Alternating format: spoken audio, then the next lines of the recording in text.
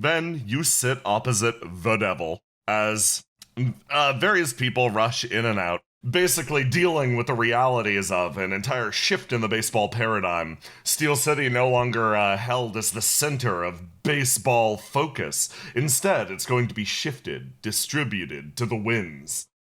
He stares across and sips his cup of tea. The only thing that's changed about the devil during that fight, the only one that was able to truly land a blow on him, still sticks dramatically out of the side of his head. That railroad spike has not been removed. Oh, no. Quite an impressive showing, I must say. I'm not certain I even wish to hear about it. Can only imagine what must have transpired considering the reaction of the crowd and your new headgear. This. I'm not even sure where it came from. It moved so fast and traveled with a terrifying screech like some sort of beast from the hells. It struck me completely unaware, and I must say, I've become rather fond of it as a sort of fifth horn. Hey, boss, so, how much of the merch are we burning? All of it. He leans in. Oh, fuck, okay. Well, everybody cover your nose and you're demons. You don't gotta worry about the fumes, right? He puts on a gas mask and makes his way into the back. Oh. I see you had the stuffies laced with brimstone. It's important to include a touch from the old country. Indeed. I suppose this is the end for the devils. He leans backwards and sort of folds his arms. Yes, I believe it is. For this team, at least. It seems our perfectly preserved baseball players were no chance for baseball players grown in the rough wilds. I think it's proof that what we've been doing can't exactly stand up to what can simply naturally occur out there. It's given me time to think. Either that or this new ventilation shaft in my brain pan. I'm considering things slightly differently now. Oh. So many of our teams were mulched up by Famine Valley, groups of adventurers who actually saw and interacted with the world outside of Oleron. I looked up their dossier, I checked the report that you gave me. They've been to Oleron, Tannhauser, even outside the Isles. They've been to Freark, a horrifying place that would naturally push their talents to their absolute limits. It makes sense that our players, which were born and raised exclusively on the not-so-mean streets of Steel City, would not be able to compare. And even then, we still almost managed to win. A slight smile crookedly crosses his face. Steel Dome Cockshot, the name that he went by. Another person I'd put on roughly par with them, an experienced individual who's traveled from Caravia to Honor and to Renelin, even other areas. It was ultimately his piece on the board that almost shifted things in our favor, taking down the general almost himself, a feat that the rest of the team was barely able to put a dent in. I'm starting to think, if this new age of baseball is going to meet us regardless, why not meet it with open arms? Everything you've just said I can see sense in, and yet these vagabonds, Marcus Velofi and his merry band, as you've noted, they have traversed much of this plane, high and low, dark and light. To the foulest maws of chaos they have stared, and it has stared back. And everywhere they go, they leave change, irrevocable. Everywhere they go, uncertainty. Everywhere they go, the overturning of old orders, the destruction of tradition, the destruction of the norm. Even when they slay the maw of chaos, even when they should by all rights be acting as agents of order.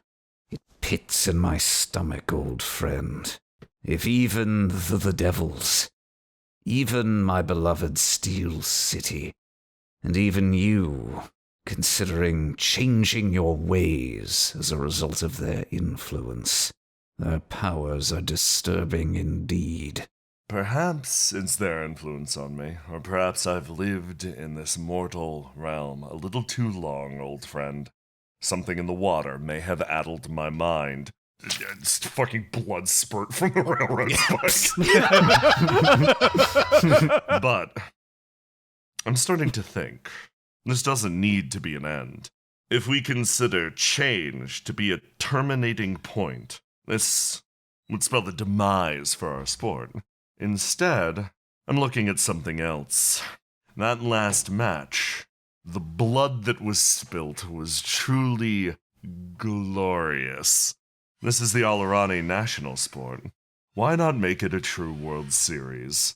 Teams from all over the world competing for the glory, for the right, for the ability to call themselves world champions. We could see performers from areas scarcely imagined, like that Karavian kid, or even that bizarre cackling man. The most bizarre, unusual, unhinged World Series physically possible, not fully tied up and litigated in Alarani law, but brought to bear, harnessed by it. We could enter an age of sport and an age of carnage the likes of which the world has never seen.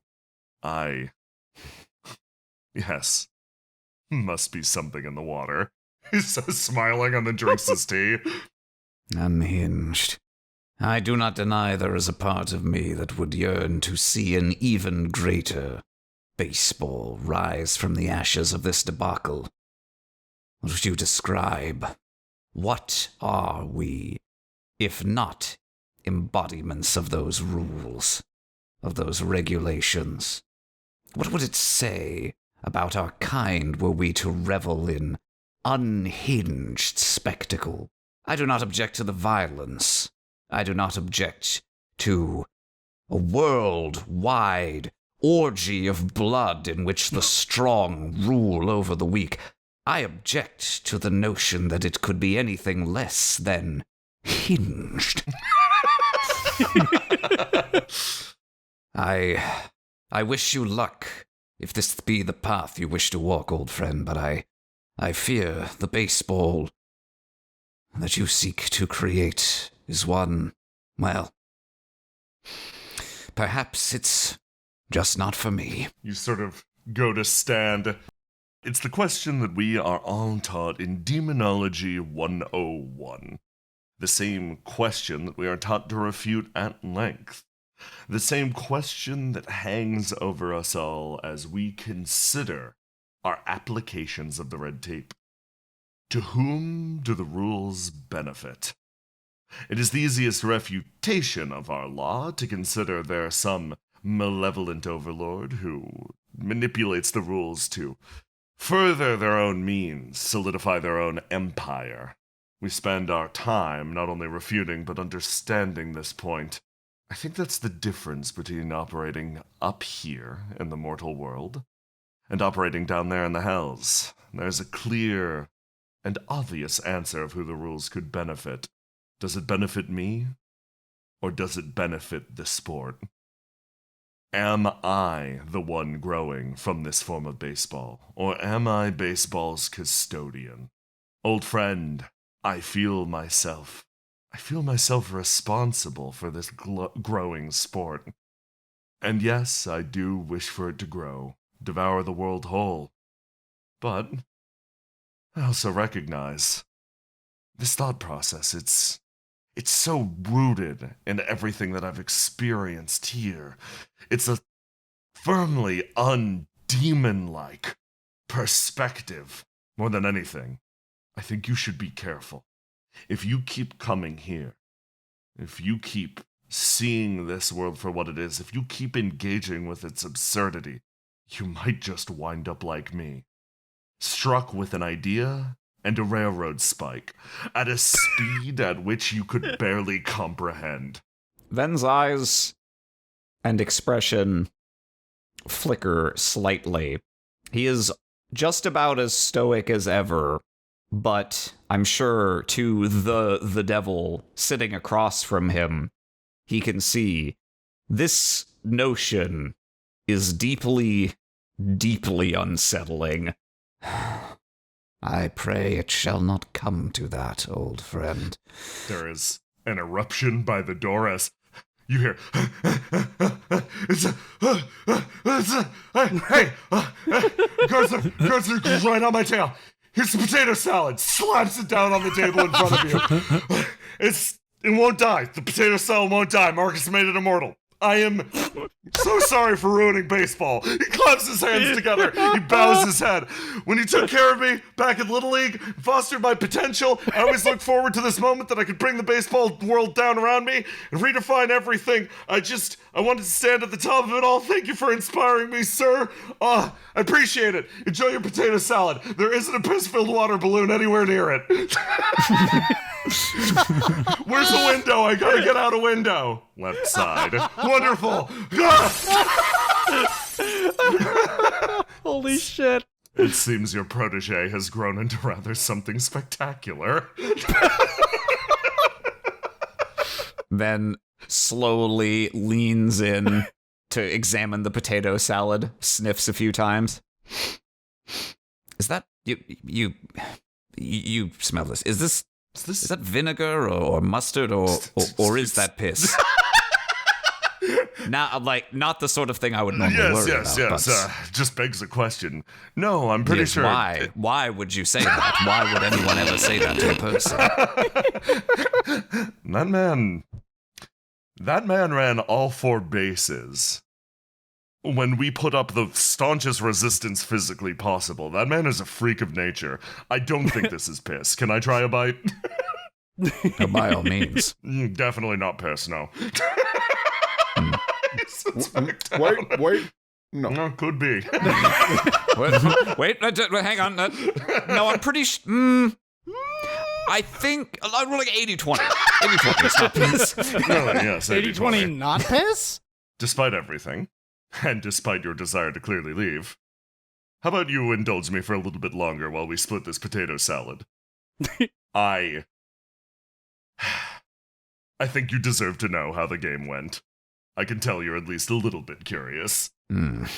Reaches out, oh so suspiciously takes a forkful of potato salad. Well, suppose it couldn't be any worse.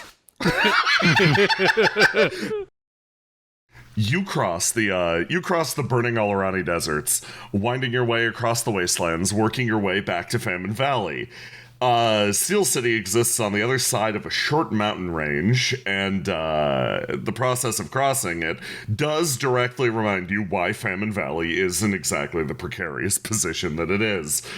There's nothing up here. That's where the famine comes from. Yeah, the supply routes are bad. There might have been something here at some point that made this area workable or livable, but right now it is far away from everything, has poor groundwater, and getting there is a pain in the ass.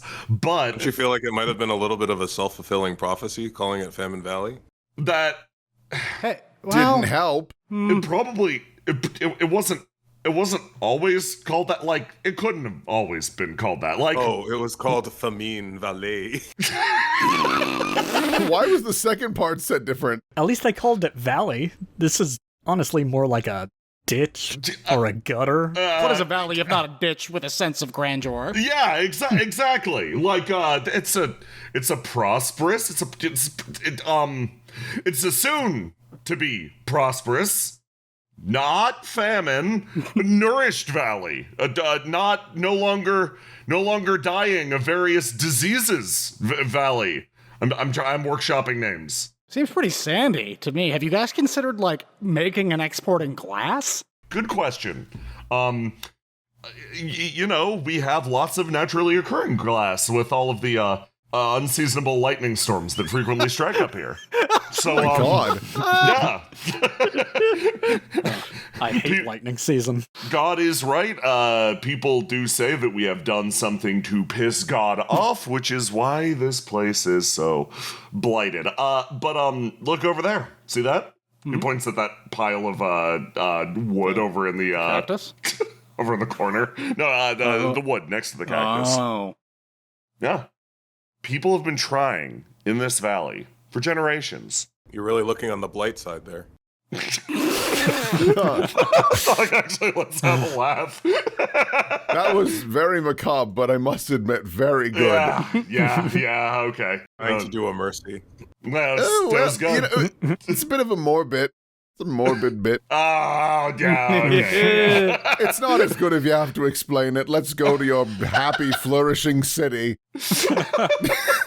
Soon to be happy, flourishing city. We're still getting Yes. You walk your way down the rest of the way into the gutter, into the ditch. And as you There's do, gotta be a water table somewhere under the fucking ground, right? They're gonna need a whole water house. yeah, there you go. The second you said the phrase water table, I think you heard all of our Something's there. brains stop and kick into overdrive, trying to figure out a furniture joke. A water chaise lounge. And as you travel into that divot, you start to smell that warm Famine Valley air. In fact, were most of you not very heat resilient, this would be downright uncomfortable. In fact, it is for most of you that aren't, and that's when it fully hits that this smell, this sensation in the air, it isn't just coming from the natural qualities of the valley to begin with.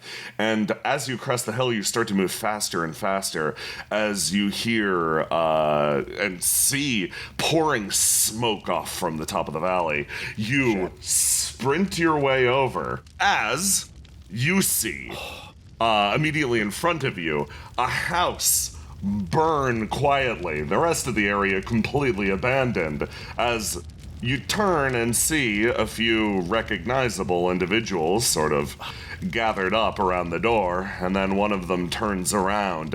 I was worried that lightning season came early, but it's just old-fashioned arson.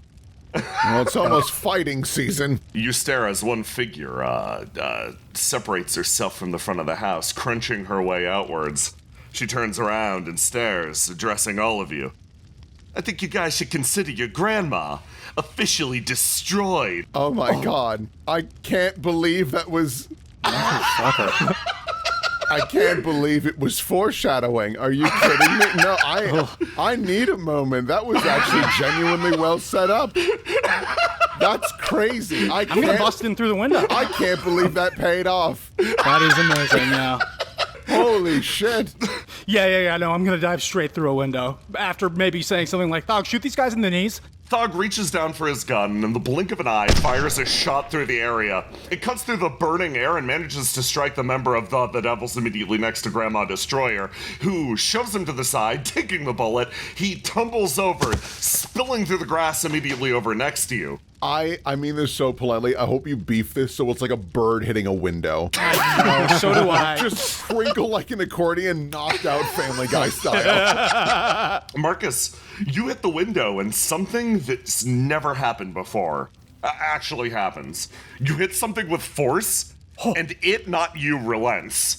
You my hear God. the glass cracking as you fly in through the window and doing roll it. I'm really doing it. into The test is the piss. Very funny, goddammit. You roll across the ground as the building burns around you, and I somehow forget every single time that half this fucking party is immune to fire. As I'm not. Yeah, you especially. Famously. You learned your lesson, though. That's important. I didn't. I think I'm technically only resistant, not like literally Yeah. fireproof. But Yeah, I figured if anybody's gonna go in there, it should be me or Mercy, and I was closer, so. As you run your way forwards, you start to search the house for Thog's grandma. Gregor, you stepped up to the plate, so to speak. But there's no plate. You're not playing Too baseball. late for that. We're done with that. I'm going in that door, glaive first. Oh. Feel free not to move. Gregor, with no time to lose, takes out his glaive, looks at the obstacle in front of him, not just the house, and runs forward with a lightning-fast slash. You sprint up, clear the distance, slam through, slice through Grandma Destroyer in a moment, and disappear into the house before she even knew what hit her. The member of the Devils next to her starts to scream and runs off immediately into the bushes. Just sprinting away as fast as she can as Grandma Destroyer looks over, not fully realizing what happens, before she notices the dramatic cut mark not only through her arm, but through a section of her torso. She pushes herself to the side, lands, and rolls into the dirt, staring up at the sky above her.